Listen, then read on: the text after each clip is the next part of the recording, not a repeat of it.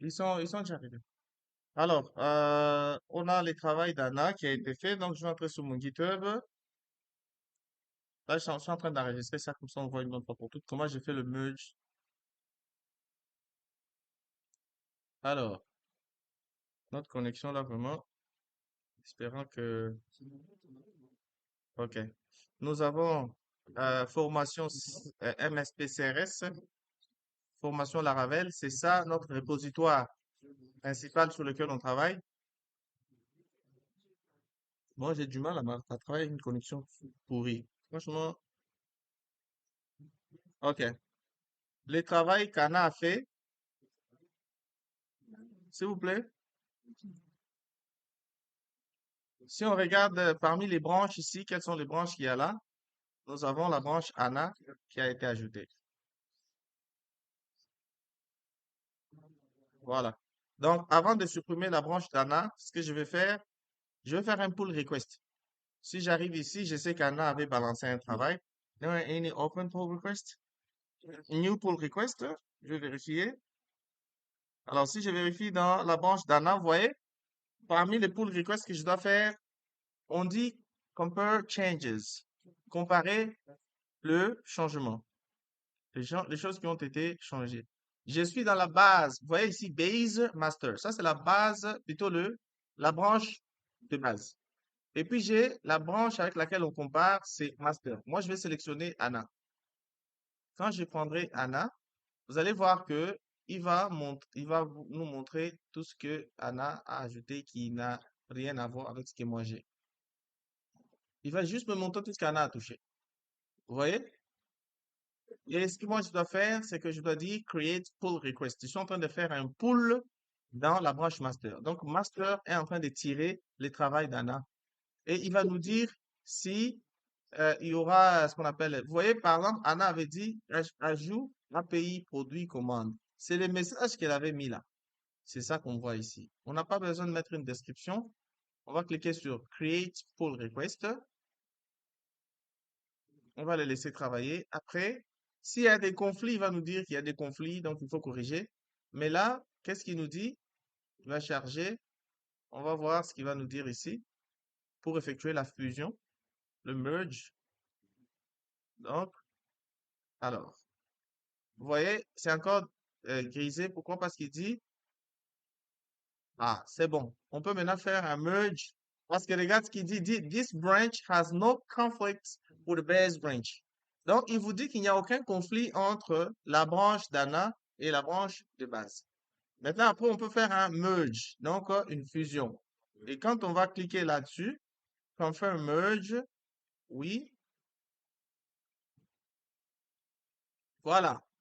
Pull request successfully merged and closed. Donc, maintenant, on peut supprimer la branche d'Anna. Je la supprime, c'est bon.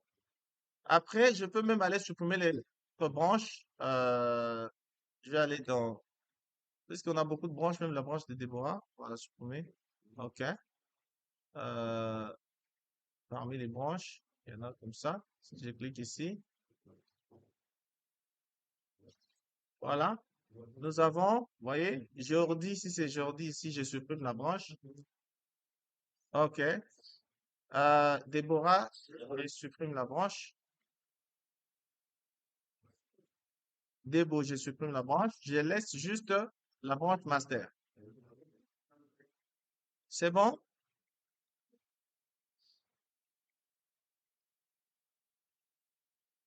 Voilà. Vous voyez, j'ai juste la branche master. C'est bon. Maintenant, vu que j'ai la branche master, maintenant je peux venir moi aussi dans le projet. Il faut comprendre tous on est au même niveau d'information. Moi, vu que je ne travaille pas chez moi, c'est vous qui faites le TP. Donc, vous avez des choses qui changent. Il faut trouver un mécanisme pour garder votre projet local et continuer d'avoir un projet synchronisé avec GitHub. Comme ça, vos travaux ne sont pas perdus et vous faites juste, je sais pas si vous comprenez. Voilà. Donc, moi, j'ai pas touché mon projet. J'ai pas de souci vraiment. Je vais d'abord allumer mon Xamp.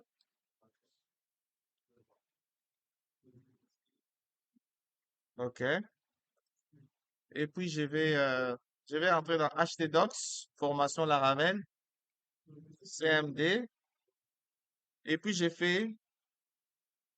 faire git pull. Vous voyez, mais moi, je suis pas à jour. Je fais un git pull et on va voir si j'ai une bonne connexion Internet. Il va me faire un pull de tout le travail. Voilà. Et vous voyez, il vous montre même ce qui a changé tout simplement. Le pull est là, commande contrôleur, et voilà. Donc, ça signifie qu'à partir de chez moi, juste à travers le travail de d'Anna, si j'entre dans mon Postman, d'ailleurs, ok, si j'entre dans mon Postman, j'ajoute la requête de produit. Je vais ajouter une requête, add request, produit, get. Donc, je vais dire localhost API produit. Comme moi, j'avais déjà quelques produits dans le système. Si je fais send,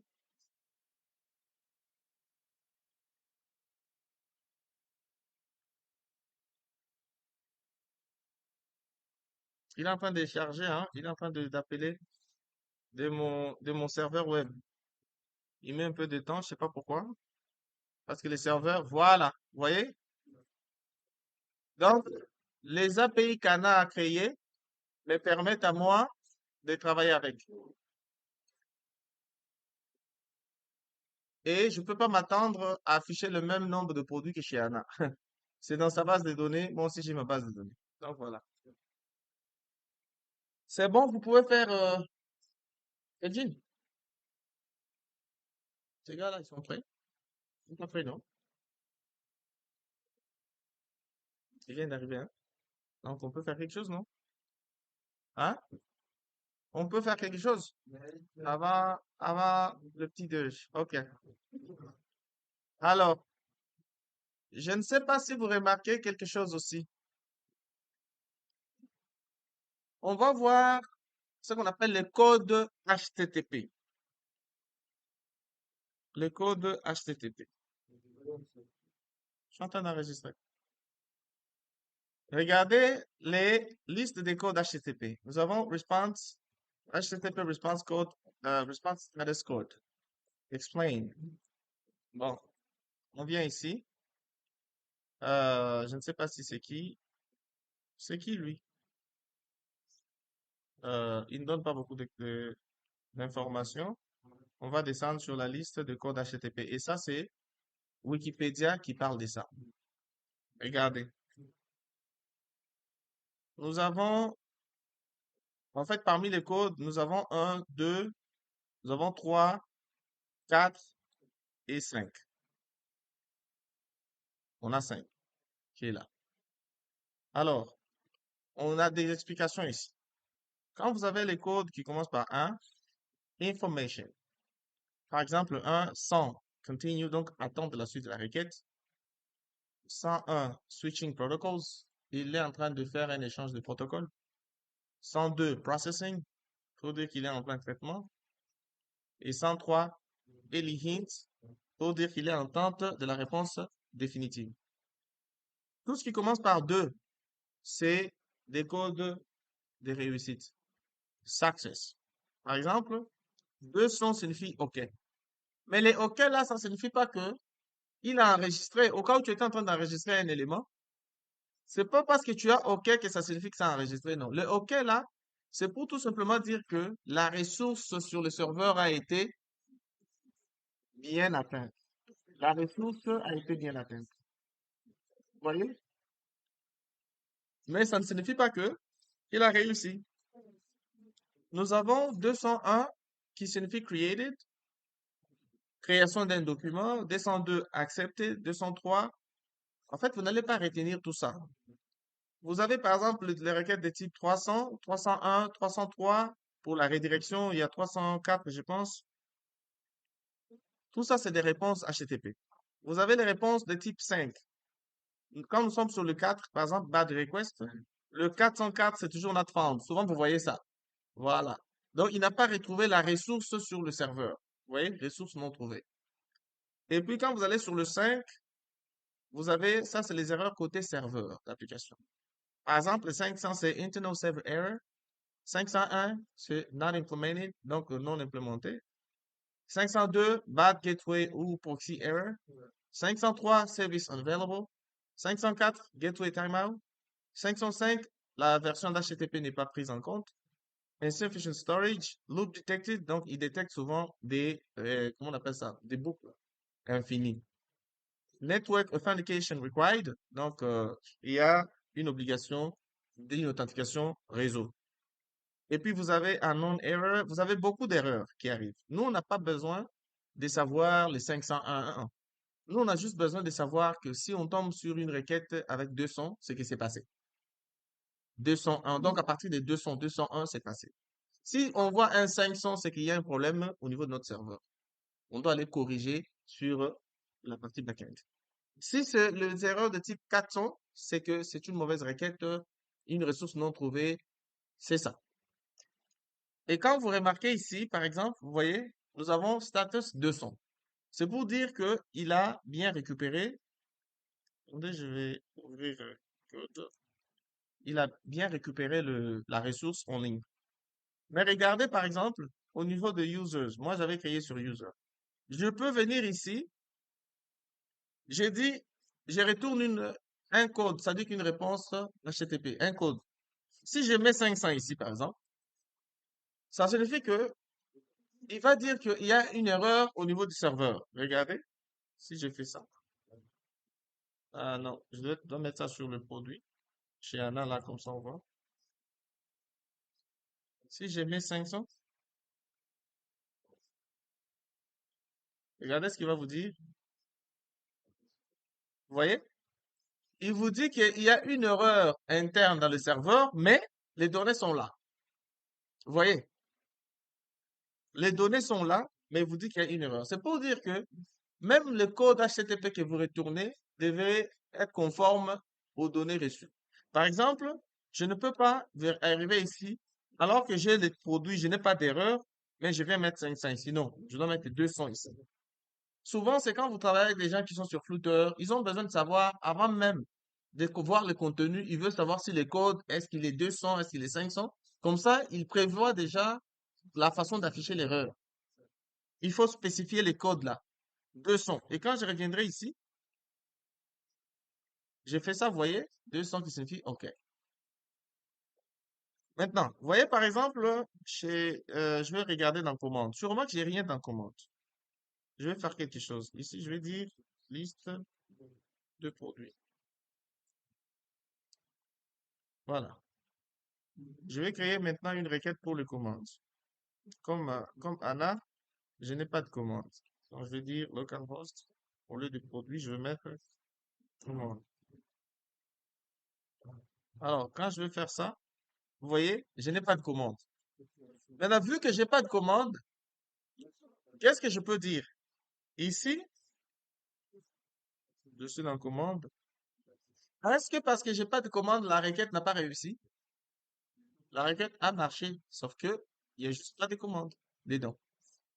On avait la possibilité de dire ceci, que si, ah, on avait la possibilité de dire si commande count pour dire que est supérieur à 0, alors on fait ça. Sinon, donc on va faire else, on fait ça. Mais cette fois-ci, ici on dit 200, mais ici on dit 404, par exemple. Pour dire que, vous voyez, pour dire que quand j'ai fait ça, vous voyez, not found. Lui, c'est lui qui traite, mais vous voyez, vous avez un message successful, tout ça, mais not found. C'est-à-dire qu'il n'y a pas de commande. Si j'avais des commandes, il m'aurait affiché 200. C'est pour que vous soyez à mesure de gérer les codes HTTP au niveau du serveur. Vous aurez quelqu'un qui consomme souvent dans les applications, tu as quelqu'un au back-end et quelqu'un au front-end. Celui qui est au front-end, il a besoin de choses. Il va te dire, non, tu vois, quand tu m'envoies des commandes qui n'ont pas ça, je préfère que tu m'ajoutes, par exemple, le code HTTPX. Toi, tu dois être à mesure de lui renvoyer ces codes-là. pour que lui fasse un bon traitement au niveau de son application mobile, au niveau de l'application Vue.js. Parce que toi, tu as la capacité de tout faire. Lui, il est limité. S'il te demande quelque chose, même un truc qui demande des calculs, au lieu que ce soit lui-même qui doit faire les calculs localement, toi, tu peux lui envoyer ça. Par exemple, là, vous voyez, nous avons, je reviens ici là où il y a produit.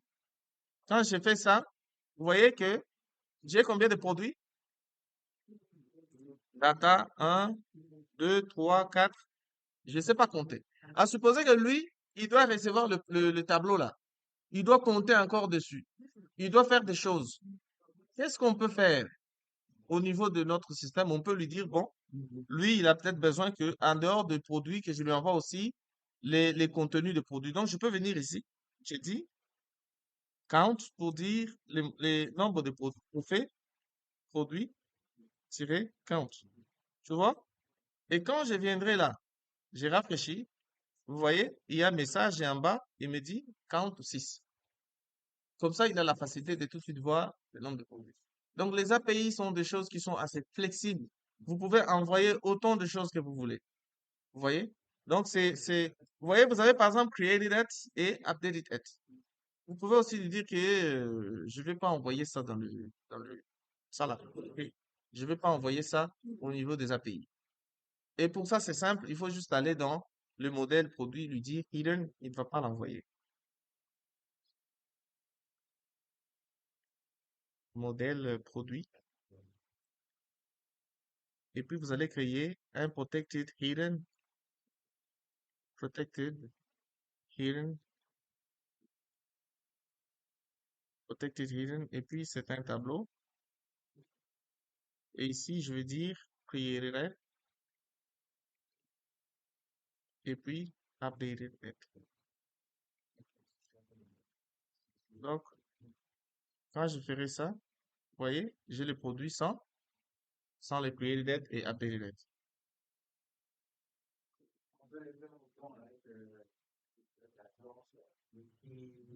Ah, autant. Hmm,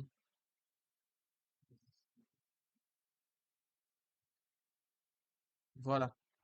Donc, euh, pendant qu'ils sont en train de chercher à servir, je sais pas moi, les petits déj, espérons que aujourd'hui ils ont un bon plat. Euh, Là, on est en train de faire ce qu'on appelle la lecture de produits. Mais supposer qu'on a besoin de lire un seul produit. Les gars qui est au front-end, il a besoin de m'envoyer une idée. Il veut savoir l'idée là, c'est quel produit. Par exemple, qu'est-ce que je dois faire? Je dois venir dans, je ferme d'abord le machin là. Je viens dans le produit. Je vais créer une méthode ici que je vais appeler public function find one. Et ici, je vais mettre l'idée. Find one. Je vais mettre l'idée. Ça, c'est pour retrouver un produit. Et pour ça, je vais dire produit égal à produit, les modèles, hein, deux points find. Et je vais mettre l'idée ici. L'idée ici, c'est ce qu'on met au niveau de notre requête pour envoyer ça vers les serveurs. Et ici, on va poser la condition. Si le produit est égal à nul, ça signifie que je n'ai pas retrouvé un produit. Alors, la réponse HTTP que je vais faire, c'est return response JSON, parce que j'ai besoin d'avoir une bonne structure de réponse. Et ici, je vais dire success false. Tu vois? False. Et puis, message. Message. Et ici, je vais dire aucun produit trouvé. Alors, ici, je peux même dire retourner 404. Une ressource. Maintenant, si tout va bien, alors je vais faire return response. J'ai eu un produit JSON. Et ici, hop, à l'intérieur, j'ai success. Très bien. Message. Euh, le produit a été trouvé et virgule data, c'est le produit en question. c'est produit. Vous voyez? Et avec ça, je vais aller maintenant au niveau de mon API, route. Ouais, les 200, je peux mettre ici. Si tu ne veux pas, il va mettre ça automatiquement par défaut. Tu verras ça même. Et ici, dans l'API, Anna avait ajouté ça et moi, je vais ajouter route 2.2.get. Alors, souvent, je vois les gens faire slash et puis ID. Vous n'êtes pas obligé de faire un slash. Vous pouvez directement faire le placeholder ID et puis slash produit. Voyez. Ou vous pouvez faire par exemple show pour dire montrer un produit. Il va pointer sur quoi? Sur ma méthode find one. Voilà. Vous voyez? Il tombe sur ma méthode find one. Donc, dans mon postman, qu'est-ce que j'aurai? Je vais ajouter une requête que je vais appeler add request. Je vais appeler ça produit slash par exemple 1. C'est pour ça que je vais appeler ça. Et ici, je viens vers le produit. Et quand je vais passer slash 1 slash show, parce que c'est ça le nom de ma route, ça va donner produit slash le nom, par exemple, c'est 2 slash show. Et c'est ça que moi j'appelle ici, un postman. Quand je vais faire ça, send, vous voyez, il dit quoi? Le produit a été trouvé. Il m'a envoyé 200 sans que je n'ai spécifié 200 ici, comme on disait, hein. Je peux explicitement dire 200. Il m'a trouvé un produit. Mais si je mets un ID qui n'existe pas, on va supposer que je mette 80. Qu'est-ce qu'il me dit? Not found. Aucun produit trouvé. Success false. Vous voyez?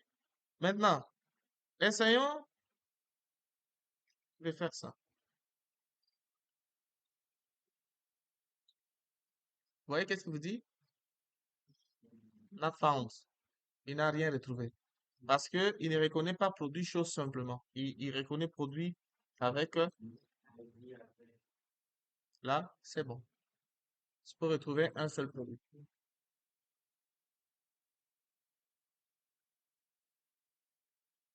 Vous voyez? Après, on peut continuer. À supposer que le monsieur qui est aux API au niveau de l'application mobile, lui va retrouver le produit à partir de son nom, à partir du nom du produit. Alors, comment il fait, par exemple, robe mariage? On va toujours revenir. Voilà pourquoi vous serez toujours à la production des produits, d'API. Oh non, crée-moi une API pour retourner telle donnée. Je copie, je colle, et puis je vais dire ici find by, non, find by name. Et ici, les noms, je vais dire non. Et ici, je vais dire produit, ça va pas être find, ça va être maintenant where, non, égal à non. Et ici, comme je cherche un seul produit, je vais dire first. First. Voilà. Et c'est tout. S'il retrouve le produit, s'il ne retrouve pas, il fait la même chose. Et pour ça, tu peux venir créer dans la route, voyez? Et ici, ça va être quoi? Non. Et puis, ça va être par exemple, euh, by name. Non, non, pas show. Show, c'est montrer. Ou bien on peut dire find by name. Ok. Non, find by name. Et ici, on va copier.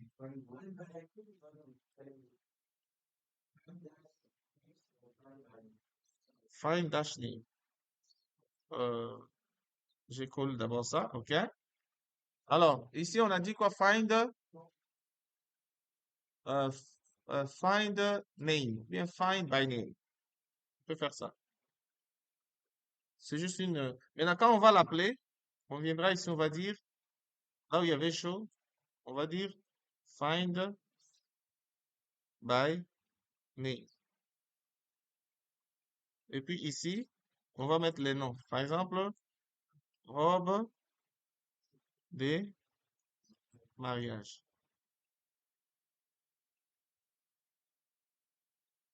Alors, il te dit quoi? Il nous dit une telle erreur. Pour la simple raison que, non, non, nous, on envoie une requête, mais ici, il y a il y a des espaces. Voilà. Donc, c'est pour dire quoi? Lorsque vous faites vos requêtes avec l'idée, c'est bon. Mais lorsque vous voulez passer par des noms, il faut faire ce qu'on appelle des query parameters. Je vais vous montrer. Donc, ici, au lieu de prendre, par exemple, produit comme ça, non, on va enlever le nom ici. Et puis, on viendra ici, euh, on va dire non égal à quoi? Égal à request. Et puis, on va dire get. On dit non. On va passer les noms en paramètres de la requête. Et ici, notre requête ne sera pas comme ça. On va changer ça. On viendra même au niveau de la route. On change la route. Ici, ça va pas être non. On va juste faire find by name. Maintenant, dans notre requête, on aura find by name, point d'interrogation. On va dire maintenant, non, les noms là, c'est quoi? Et on met le nom du produit. Maintenant, au lieu de le mettre ici, on va faire à partir de body. Et dans body, je vais envoyer ça sous forme de JSON. Et ici, je vais dire non, deux points, robe de mariage. J'ai fait ça. Ah, il ne reconnaît pas la colonne non dans le produit. Ouais. Non, c'était produit normalement, c'était pas non. C'est produit. Vous voyez ici? Voilà, c'est produit. Donc, si je fais ça, vous voyez? Il a retrouvé, j'envoie le nom, robe de mariage. Et il a retrouvé. Et vous voyez comment j'ai fait? Find by name, je ne mets pas quoi que ce soit. Je viens mettre maintenant là, dans le query parameter. En fait, c'est la même chose que si tu faisais. Je prends le même truc. Je prends tout ça. Je viens dans un navigateur. Je colle. Et je fais point d'interrogation. Non égale robe de mariage. Maintenant, quand on fait robe de mariage, on doit mettre comme ça. Robe de mariage. C'est pour que lui puisse. Vous voyez? Ah, c'est lui-même qui doit mettre ça. Lui-même va convertir ça. Ok, je fais ça, espace, je fais ça, espace. Quand j'ai fait ça, il a ressorti. Mais il a remplacé les espaces avec pourcentage 20. Pourcentage 20, voilà. Et il vous sort ça. Vous voyez? Voilà. Donc, avec ça, vous avez la possibilité de faire ce qu'on appelle une requête dynamique. Dans quel sens? Imaginez, vous avez les noms, et vous avez aussi le prix. Vous pouvez faire ici, vous voyez le get nom là, on va appeler ça key, la clé. Et ici, on va dire key. Donc, ça va être la clé. Et ici, là, on a produit, on va mettre key. Vous voyez? Et puis, voilà. Donc, on va mettre la clé et la valeur. Par exemple, on a besoin de spécifier le prix. On a la clé et la valeur. La clé, c'est quoi? C'est que j'envoie name, tout comme je peux envoyer prix, prix produit, parce que j'ai besoin, pour la même requête, de tirer soit le prix ou soit le nom du produit. Ça peut être produit ou prix. Par exemple, je viens ici qui, where key égale à value. Alors, la valeur, on va tirer ça aussi ici. Value égale à request, plutôt. Request, get, value. Voilà. Donc, ici, l'objectif, c'est que si on vient dans notre table, nous avons quoi? Nous avons produit. Et quels sont les champs qu'il y a dans produit? Nous avons produit, catégorie et prix.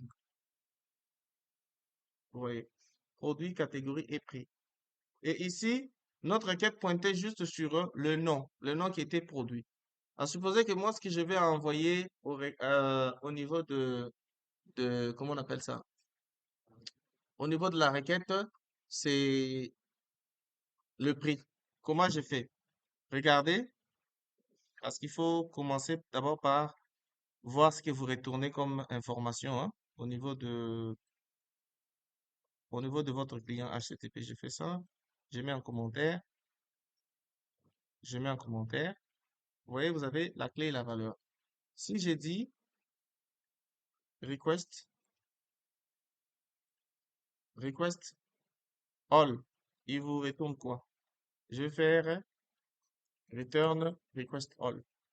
Donc, quand moi je vais envoyer cette requête, qu'est-ce qui va me retourner? Il me retourne non. Vous voyez? Il retourne non robe de mariage. Si je prends, si j'envoie encore un autre truc, par exemple,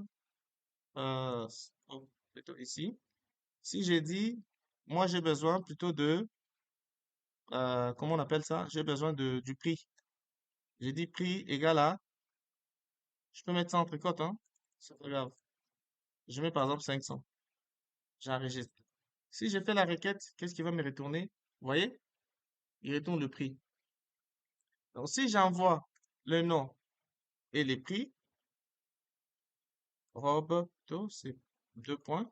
Je dis robe de mariage. Si je fais ça, il va retourner aussi le tableau là. Maintenant, nous, on a la possibilité de regarder. Par exemple, à supposer que nous, on envoie prix tout simplement. Ou bien on envoie catégorie. On envoie catégorie. Quand j'ai fait ça, j'ai catégorie qui rentre. Or, ici, nous avons, nous avons des produits, des catégories et des prix. Moi, je veux que n'importe quelle clé que je vais envoyer, qu'il me restitue la réponse. Donc ici, dans dans Request All, je peux parcourir pour voir les clés qu'il y a dedans. Vous voyez? Je peux voir les clés qu'il y a dans ça. Et pour ça, je peux faire, par exemple, je vais dire, par exemple, request, ça devient une requête, ça devient plutôt une variable. Voilà. OK? J'ai les, ici déjà, je vois qu'il retourne catégorie. Donc, si je dis request, get, request get, non, je dois faire une boucle sur sur le tableau. Je fais for each request as R, par exemple. Et ici, je vais retourner comment on appelle ça? Ah non, non, je dois faire request as key value. Voilà. Request as key value. C'est un peu, c'est juste les tableaux. Parce que les tableaux ont des clés et des valeurs. Moi, si je veux, par exemple, retourner, comment on appelle ça? Je vais créer, je vais dire, par exemple, ici, je vais afficher juste le clé, juste les valeurs. Pour ça, je vais dire return, return key entre valeurs. Vous voyez? Et plutôt, je vais retourner value. C'est la valeur qui va prendre la clé. Value, ah, value, qui, pour passer la clé dedans. Alors, ici encore, dans la requête, il risque de retourner une seule fois si je fais ça. Voilà. Alors, il retourne une erreur parce que dans une boucle, dans notre tableau, il y a un seul élément. S'il y a deux éléments, il peut tourner une fois, deux fois. Alors, nous, on fait, dès qu'il tourne, il retourne la réponse. Pour ça, on peut même ouvrir Tinkerwell, hein. Comme ça, c'est mieux de faire des tests ici. Voilà. Je viens dans la formation Laravel.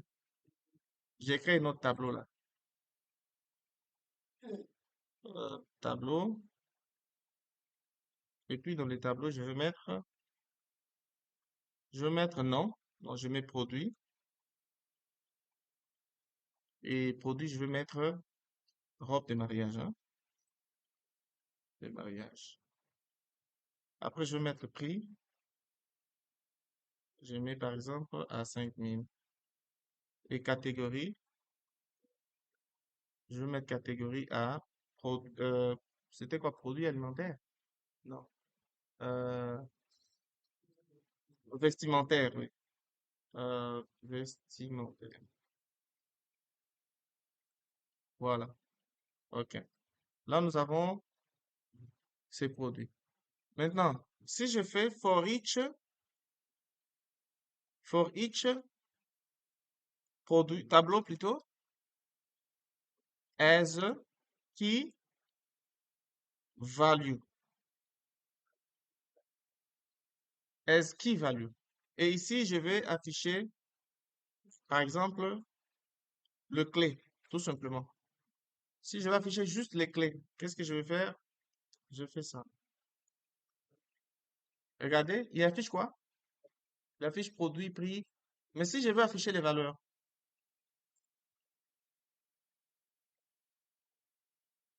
si je fais value et je fais ça, vous voyez?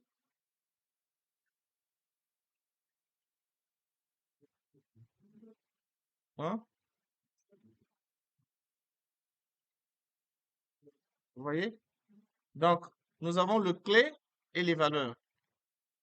Et les clés, c'est ce que, comment on appelle? Mais si on veut afficher, par exemple, les clés et les valeurs en même temps, il faut juste faire une concaténation. Voilà. C'est là les clés et les valeurs. C'est la même chose qu'on veut retirer lorsqu'on est sur ça là. Parce que c'est juste une boucle. Vous voyez? Et dans cette boucle, nous avons la clé et la valeur. Et comme on a la clé et la valeur, on a la capacité de dire que nous avons notre tableau qui est là. Request, il a déjà tout ce qu'il faut. Et dans la request, on va dire par exemple, par rapport aux critères, si j'ai dit produit égal à, produit égal à, produit, j'ai fait deux points, where,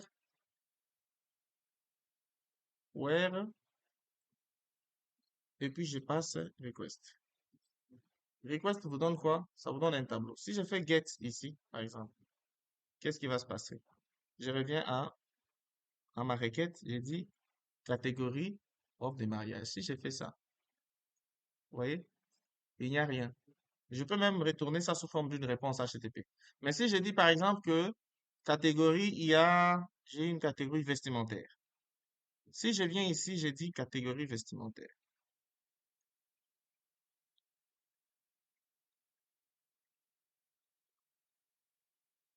Si je fais ça, il me retourne un 200. Ah, mais c'est parce qu'on retourne rien en fait. Faut juste retourner ça. Je veux dire return produit. Voilà. Si je fais ça, qu'est-ce qui va retourner? Vous voyez?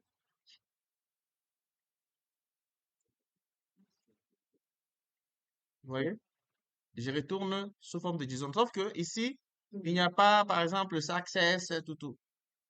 Parce qu'on retourne justement le produit. Si on veut retourner avec success, on peut mettre ça dans ces contextes-là. Or, ici, maintenant, on a la probabilité de tomber sur plusieurs catégories, plusieurs produits qui ont la même catégorie. Maintenant, à supposer qu'ici, au lieu de catégorie, moi, j'envoie le nom. Par exemple, produit. Et ici, je vais dire robe de mariage. Je vais même ça. Quand je vais faire ça, vous voyez, ça marche. Je n'ai pas changé de requête chez moi ici. J'ai laissé la même requête. Je ne sais pas si on se comprend. J'ai dynamisé, en fait, je ne sais pas si on arrive à comprendre. J'ai juste dynamisé la recherche. Parce que quand vous faites des recherches, tu n'es pas obligé de créer pour la même table une fonction pour retourner par le nom, une fonction pour retourner par le prénom, une fonction retournée par la date de naissance, une fonction. Tu peux créer une seule fonction qui a la capacité de détecter les clés et les valeurs et te faire une requête directement. C'est ça, en fait, le bien fondé de ça. Sinon, tu es obligé de faire une requête pour le nom, pour le prénom, pour le sexe, pour la date de naissance. Tu auras beaucoup de fonctions dans ton contrôleur pour la même table. Et là, vous dynamisez la capture, vous captez parce il va te dire, mais il faut gérer avec, il faut entrer dans le try catch. Pourquoi? Parce que, à supposer que moi je suis là, j'envoie une clé qui ne reconnaît pas. Moi, au lieu de produit, j'envoie 7. Il va casser les codes. Il va vous dire que il y a une erreur interne au niveau de quoi? Il ne comprendra pas 7 signifie quoi. Mais si vous mettez, par exemple, dans un try catch, vous allez mettre ça dans un try catch, vous faites ça, vous coupez, vous dites try dans le bloc A, et puis vous collez. Est-ce que vous allez coller là? Je coupe ça, et puis je vais faire ça. OK. Oh, qu'est-ce qui s'est passé? OK. Oh, voilà. Je vais pousser les produits là ici. Je pousse ça ici. Et puis, en cas de problème, il va générer une exception. Exception E. Maintenant, ici, quand on viendra là, on va dire log. Vous vous rappelez, non? Channel. Et on a MSP pour écrire dans la journalisation l'erreur qu'on a. On fait E get message. Et puis, point virgule. Et ici, on va dire return response. Et ici, on va dire JSON. À l'intérieur, on met success va être à false. Parce qu'il y a une erreur. Et puis, message. Oups. Une erreur est survenue. Survenue. Vous voyez? Et ici, vous pouvez même ajouter le type de message. C'est un message de type 500 pour dire serveur interne. Mais si tout va bien, maintenant ici, vous voyez, je vais couper ça. Je fais ça. OK. Donc, vous avez produit et puis c'est le même produit qui revient partout. Donc, ici, je ne retourne pas produit. Oui, voilà, je ne retourne rien. Donc, si je reviens ici, je fais ma requête. Comme je suis maintenant dans, comment on appelle ça? Dans le try catch. Regardez ce qu'il dit. Vous avez bien géré maintenant vos API. Vous n'aurez pas des erreurs qui ne sont pas lisibles. Vous verrez tout simplement ici, ah, oups, une erreur s'est produite. Mais pour voir l'erreur là, on avait déjà installé un outil qui nous permettait, vous vous rappelez? Un outil qui nous permettait de voir, ça s'appelait Log Viewer. Ça s'appelait Log Viewer. Voilà, il est là. Quand on entre dans Log Viewer MSP, vous verrez, il vous dit quoi? Colonne 7. Il n'a pas retrouvé cette colonne 7.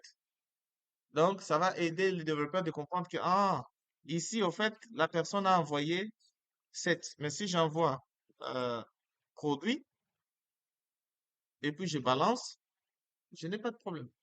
Si j'envoie prix, je vais chercher un, là où les prix, je vais chercher un prix ici, 200 000 ou bien 30 000.